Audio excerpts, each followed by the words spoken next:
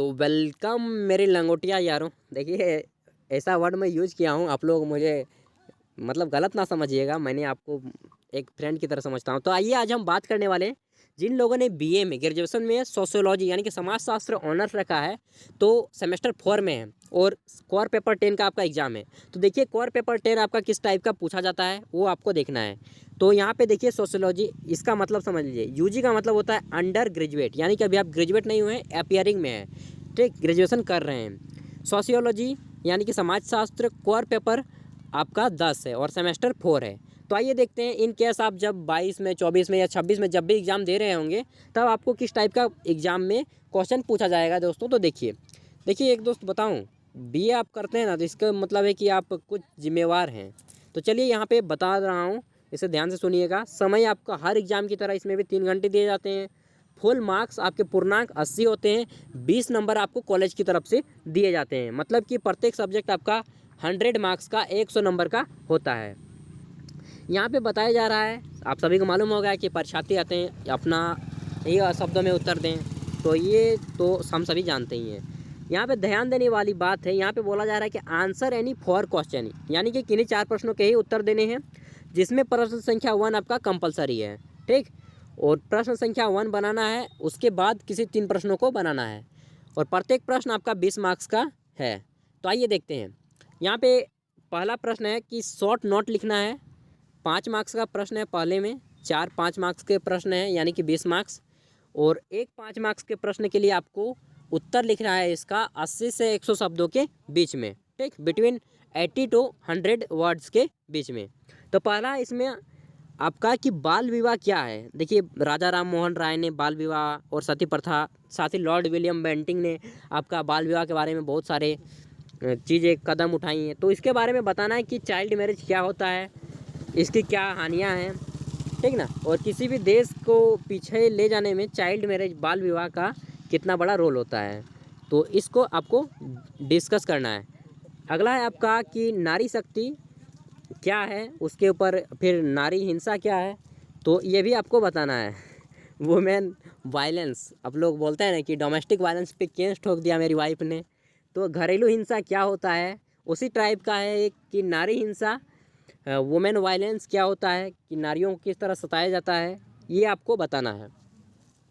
Next है आपका दोस्तों, तो चलिए आपका है दहेज प्रथा यानी कि डोरी सिस्टम, कि दहेज लिया जाता है। वैसे आप लेंगे नहीं लेंगे मालूम नहीं, आप शादी में, मैं तो नहीं लूँगा यार।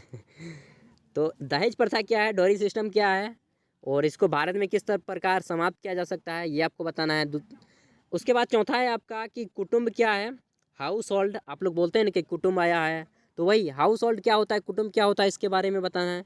फिर शाली विवाह, शाली विवाह क्या होता है, इसके बारे में बताना है। आप वो मत समझ लीजिए कि मतलब जिसके साथ शादी हुआ है उसकी बहन शाली, वो शाली विवाह नहीं है, दूसरा शाली विवाह है, ठीक ना। अगला है एक विवाह, एक विवाह क्या होता है और इसके बारे में भी आपको जानना चाहिए। देखिए सोशियोलॉजी का आप स्टूडेंट हैं, यानी कि आपको समाज के बारे में पूरी अच्छी तरह से पकड़ होनी चाहिए, सोसाइटी के बारे में। तो यह हो गई। नेक्स्ट क्वेश्चन है आपका कि गोत्र क्या है। आप लोगों ने गोत्र बताएंगे, मेरा नाग गोत्र है, आप तरकीना गोत्र ला। तो गोत्र होता है सबका, जैसे कि मेरा गोत्र है कैसे गोत्र, कैसे मतलब होता है कछुआ, काछिम, ठीक ना। तो इसी तरह सभी व्यक्तियों का अपना अपना गोत्र होता है। तो गोत्र क्या है, इसके कार्यों का वर्णन करें। व्हाट इज क्लैन, क्लैन होता है डिस्कस इट्स फंक्शंस, तो यह किस प्रकार किसी व्यक्ति के समुदाय को या परिवार के मतलब कौन कौन सी चीज़ों से जुड़े रखता है, ये आपको बताना है। नेक्स्ट आपका नातेदारी की परिभाषा दें, नातेदारी की विभिन्न श्रेणियों का वर्णन करें।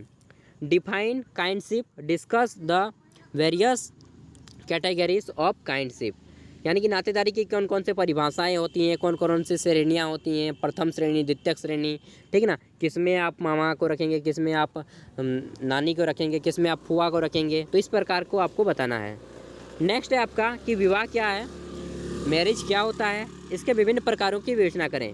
What is marriage, discuss its various types, तो देखिए विवाह के बहुत सारे प्रकार होते हैं, जैसे कि कोई गौना करता है ना, क्या क्या मालूम नहीं मुझे यार, सोसाइटी, तो समाजशास्त्र के आप स्टूडेंट हैं तो आप इसे बहुत ही अच्छी तरह से डिफाइन कर सकते हैं।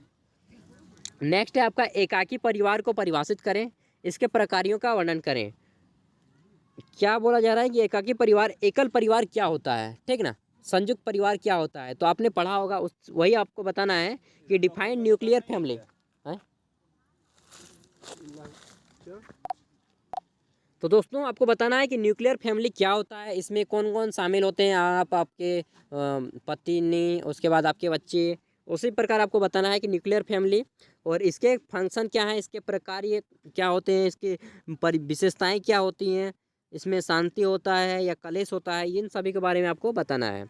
नेक्स्ट है आपका कि भारतीय समाज के संदर्भ में परिहास एवं परिहार संबंधों का वर्णन करना है, यानी कि describe joking and avoidance relation in the context of Indian society.